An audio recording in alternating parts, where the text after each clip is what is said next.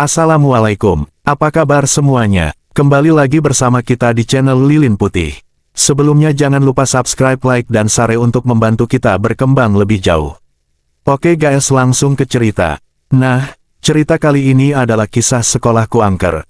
Namun, karena panjangnya cerita, maka kami akan membagi cerita ini dalam beberapa bagian. Gina, lu serius berani sendiri? Vika mengarahkan cahaya senter ke gedung sekolah 3 lantai. Tak ada lampu yang menyala di gedung itu, mungkin listriknya sedang mati. Iya Fik, itu jam tangan pemberian almarhum nyokap gua. Takut hilang kalau nggak diambil sekarang. Lagian lu ada-ada aja pakai lupa segala. Gua nggak berani nganter lu masuk ke kelas, iya. Gua nunggu di sini. Iya nggak apa-apa, lu jagain motor gua. Tapi gua juga takut sendirian di sini, gimana dong? Vika merengek, lu tenang aja, gua pasti nggak akan lama-lama. Gina membuka gerbang sekolah yang kebetulan tidak dikunci. Sekolah SMA Setia Bakti memang tidak ada satpamnya. Pihak sekolah sudah membuka lowongan, tapi tidak ada orang yang berani melamar. Banyak cerita horor yang beredar dari mulut ke mulut tentang sekolah itu. Jin, tunggu, lu yakin mau masuk? Vika menarik lengan bajunya Gina. Gua kan udah bilang kalau gua yakin mau masuk. Lagian sumpah ya gua nggak percaya yang namanya hantu-hantuan. Fiktif itu. Gina jangan sembarangan kalau ngomong. Ya udah sana, cepat balik lagi, ya. Gina berjalan perlahan sambil melihat sekeliling. Senter yang ia bawa diarahkan ke tangga gedung. Kelasnya ada di lantai 3. Ia heran kenapa listrik sekolah mati. Padahal di perjalanan menuju sekolah, ia melihat listrik di warung-warung angkringan pinggir jalan masih menyala. Perlahan dan dengan hati-hati Gina menaiki anak tangga. Sekelilingnya gelap, hanya cahaya senter yang menjadi penerang. Ia berhenti sejenak mengatur napas, tubuhnya yang gemuk seakan tak sanggup lagi menaiki anak tangga. Setelah mengatur napas, ia kembali melanjutkan langkahnya. Akhirnya ia sampai di lantai 3, satu persatu ia melewati ruang kelas. Kebetulan kelasnya Gina ada di paling ujung, tidak ada rasa takut sedikit pun dalam dirinya. Gina memang gadis pemberani. Pintu kelasnya tidak dikunci, suara engsel berderit saat Gina membuka pintu. Ia menyorot sekeliling ruangan dengan cahaya senter. Bangku-bangku kelas ditata rapi di atas meja, ruangannya bersih, tidak ada sampah sedikit pun. Segera ia menuju tempat duduknya yang berada di baris kedua paling kanan. Di rogohnya kolong meja lalu ia tersenyum sambil menghembuskan napas lega. Untung masih ada, ia kenakan jam tangan itu. Setelah itu bergegas untuk pulang. Tapi saat akan menuju anak tangga, ia melihat bercak lumpur membentuk jejak sepatu seseorang di atas lantai. Jejak sepatu siapa ini? Karena penasaran, Gina mengikuti arah jejak sepatu yang ia temukan. Semakin ia ikuti, semakin ia mendengar dengan jelas suara perempuan yang sedang menangis dengan suara yang halus dan kecil. Suara yang ia dengar mengarah ke ruang kelas paling tengah, tepatnya kelas 2A. Ragu-ragu Gina mendorong pintu. Disorotkan cahaya senternya ke arah jendela paling pojok. Di sana berdiri seorang wanita berambut sepinggang yang masih mengenakan seragam sekolah lengkap dengan sepatu kulit hitam, kaos kaki selutut, berdiri di atas jendela sambil membelakangi Gina. Perempuan itu menangis pilu. Gina perlahan menghampirinya. "Hai, kamu kenapa nangis? Kok malam-malam masih di sini?" tanya Gina. Wanita itu tidak menjawab, malah tetap menangis. Kaki kamu berdarah tuh." Gina melihat darah kental mengalir dari dalam rok wanita itu. "Nama kamu siapa?" Gina menyentuh lengan wanita di hadapannya, terasa dingin. Bukannya menjawab, wanita di hadapannya malah loncat, menjatuhkan dirinya sendiri. Sontak saja, Gina berteriak. Ia melihat tubuh wanita itu terkapar di belakang sekolah. Buru-buru ia menuruni tangga. Gina tidak mengerti kenapa tubuh wanita yang ia temui di lantai 3 seketika menghilang. Jelas-jelas ia melihatnya loncat dan terkapar di halaman belakang sekolah. Belum lagi terpecahkan hal ganjil tersebut di benaknya. Saat hendak pulang ia melihat Vika di halaman depan sekolah sedang melakukan gerakan senam. Tatap matanya kosong, seperti ada yang mengendalikan. Vika, dia tidak menjawab malah tetap melakukan senam. Gina mengguncangkan tubuh temannya. "Fik, sadar, Fik." Tubuh Vika seketika ambruk, Gina panik dan berlari mencari bantuan. Untung saja ada 2 orang lelaki yang tak lain adalah pemilik angkringan pinggir jalan. Mereka membawa Vika ke rumah sakit. Seorang guru matematika sedang menerangkan materi. Vika duduk di bangku baris ketiga paling kiri. Setelah kejadian beberapa hari lalu, Vika merasa ada yang aneh dalam dirinya. Ia tidak lagi bisa fokus belajar, sering berhalusinasi. Seperti yang ia alami sekarang, ruang kelasnya tiba-tiba berubah, papan tulis di hadapannya terlihat usang dan masih menggunakan kapur. Dinding kelasnya retak juga kotor, meja-meja di sekelilingnya kosong. Kemana murid yang lain? Ia sendiri di ruangan itu.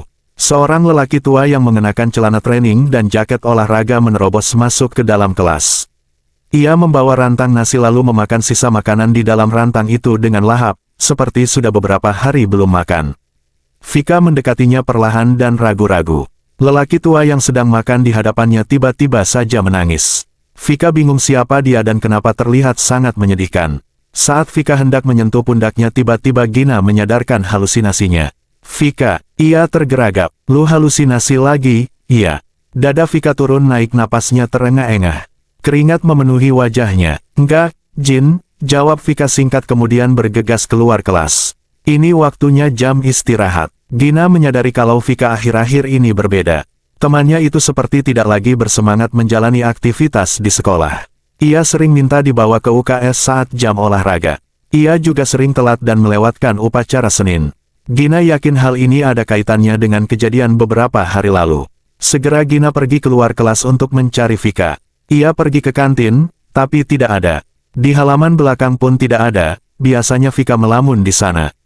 Dan saat Gina pergi ke toilet, ia terkejut melihat Vika tewas gantung diri di sana. Sontak saja Gina berteriak mengundang kerumunan siswa lain. Pak Gimin, seorang kepala sekolah, datang dengan terburu-buru membelah kerumunan siswa. Ia terkejut dengan apa yang dilihatnya. Lagi-lagi ada siswa yang bunuh diri. Setidaknya 2 tahun sekali, ada saja siswa yang mati bunuh diri di sekolah itu. Dan tidak jelas apa alasan mereka bunuh diri karena tidak ada satupun yang meninggalkan pesan wasiat. 10 tahun lalu, sebuah becak berhenti di depan gerbang sekolah SMA. Seorang gadis berwajah oriental berambut sebahu turun dari becak tersebut. Ia adalah siswa pindahan dari Jogja dan hari ini adalah hari pertama masuk ke sekolah barunya. Sekilas ia memperhatikan bangunan sekolah berlantai 3 di hadapannya. Ia terkagum karena bangunannya bagus. Saat hendak memasuki gerbang, seorang satpam menyapanya dengan ramah. Kamu telat, saya murid baru, Pak. Pindahan dari Jogja. Oh alah, Wong Jogja. Siapa namanya? Biar saya catat dulu. Felicia Chia, kata perempuan itu sambil tersenyum menampakkan lesung pipi di sebelah kiri. Feli.Chia. Gimana ya tulisannya? Tanya satpam tersebut. Tulis Feli aja nggak apa-apa, Pak. Oh siap, saya Asep satpam sekolah ini. Kamu tunggu di sini saja dulu. Mereka sedang upacara, Senin. Setelah selesai nanti saya antar ke ruang kepala sekolah, ya. Feli mengangguk. Ia duduk di atas kursi panjang yang terbuat dari kayu di depan pos satpam lalu membuka tasnya, mengeluarkan kotak makanan berisi beberapa biskuit coklat.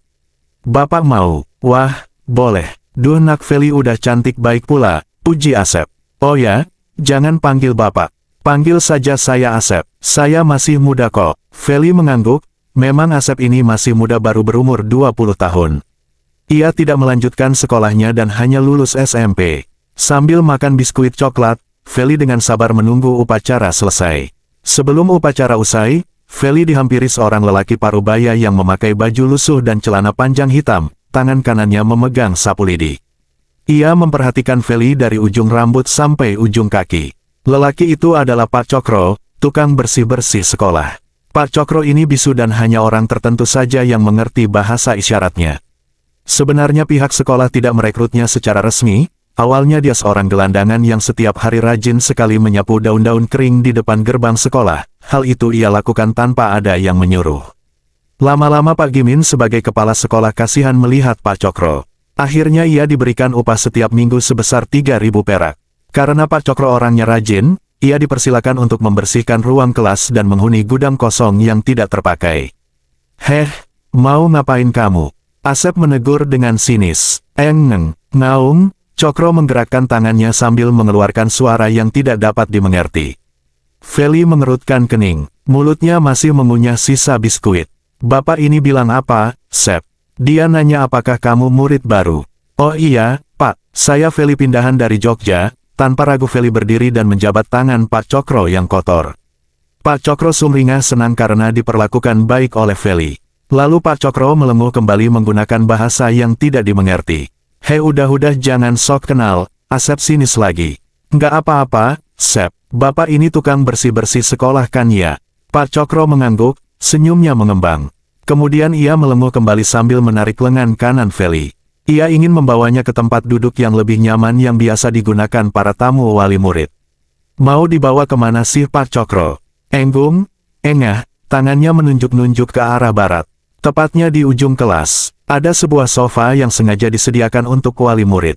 Di sini aja, kan lagi ada yang upacara. Pak Cokro menepuk jidatnya, saking bahagianya dengan perlakuan baik Feli, ia sampai lupa kalau hari ini ada yang upacara. Pak Cokro lalu mempersilakan Feli duduk kembali di kursi kayu. Tanpa diduga-duga Pak Cokro naik ke atas pohon rambutan yang ada di dekat pos satpam. Kebetulan pohon itu sedang berbuah. Asep meneriakinya agar turun karena berbahaya. Setelah berhasil memetik setangkai rambutan, ia turun dan menyerahkannya kepada Feli. Oke guys, sekian cerita dari kami. Kita kembali esok hari di jam yang sama ya. See you.